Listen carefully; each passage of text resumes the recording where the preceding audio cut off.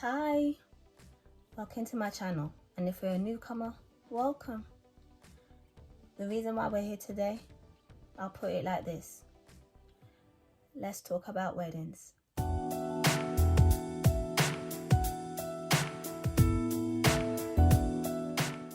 Hi, welcome back. Okay, I want to talk about weddings because I got married. Ring on it, he put a ring on it.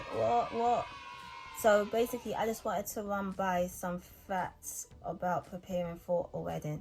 So if you are engaged and you're preparing for a wedding, congratulations. I'm so happy for you. No, this is lit. That's bad. And if you just got engaged, he put a ring on it, he goes dropped to the one knee and you're like, I do it. Congratulations. I'm so happy for you. That is bad. That is great. Okay, so weddings are not cheap. So whether it's a big wedding or a small wedding, you need to plan accordingly, especially when it comes to the number of guests you're going to have, the overhead of how many people you're going to feed, because they have to eat. You have to feed your guests, you have to entertain the guests, and you have to make sure your guests, and also you, because you're the main factor here, that's why they come in, you're comfortable, your spouse is comfortable, and everything is somewhat organized and good. You know what I'm saying? So fact number one, money. You need money, so you make sure you're saving. Well, if you just got engaged, congratulations. I hope you're saving from now. Every penny counts. You need to save. Okay, so that's one factor, because you need to, when you check out the venue, when you check the price of the food and the catering, the DJ, the venue, your dress, his suit, your shoes, their shoes, every shoe, like when you check out everything, you're going to understand that every price of everything is going to be a big number.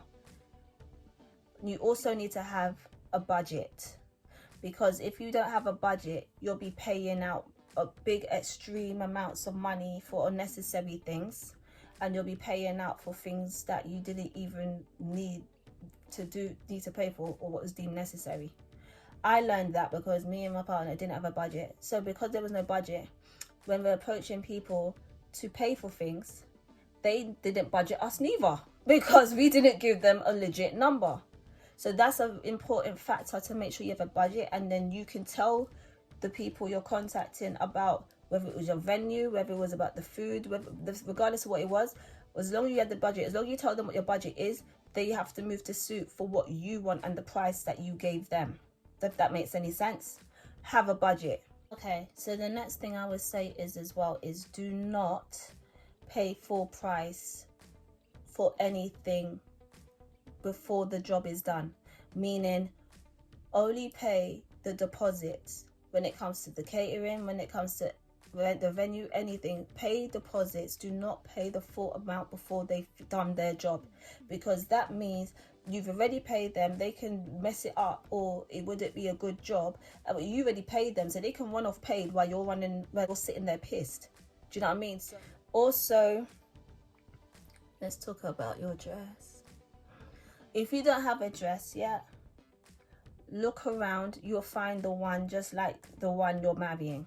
All right, look around. And to be honest, I never found like spending grands on a dress very necessary.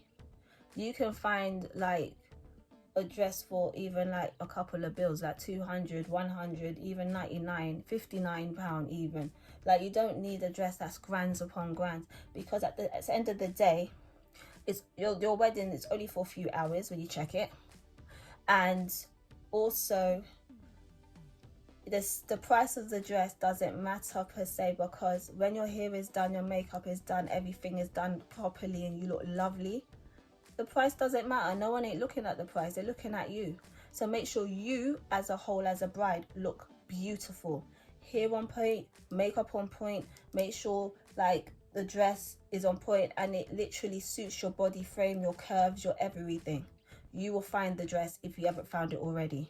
And no, it doesn't have to be expensive. You can make it look expensive without paying for it. You can get it altered. You could put extra things on it, like pearls or gems or whichever else, to accentuate it, to make it look more glitzy and pretty if needs be. If you find it a bit too plain, you could do so many things to alter the dress and make it look even extra expensive. See, the dress was in my dress size but not my body measurements, so I had to get the bust and the back altered because as you can see, the back didn't fit all the way up. And then I had to get the front altered down the bottom, as you can see, because the dress was catching onto my pretty shoes. So that got altered, and I put gems on it also. Pretty. I could tell you that because me, I'm ton on a budget. I do things on a budget, and it has to be ton. And that's how I get by through my life. Praise the Lord. So anyways, the next factor is making sure that you choose the right meals for your day, and that your guests will be well fed and your menu is lovely and delicious. Make sure you and your spouse have an agreement and agree on things together. So once you both agree on things together, that is a joint decision, because remember, you got to do this thing together. You're becoming one, so therefore you have to make joint decisions. Now get used to it. That's how you do things. All right, cool. So anyway, I would also say, make sure you're gonna get stressed, so make sure that you deal with your stress in healthy ways.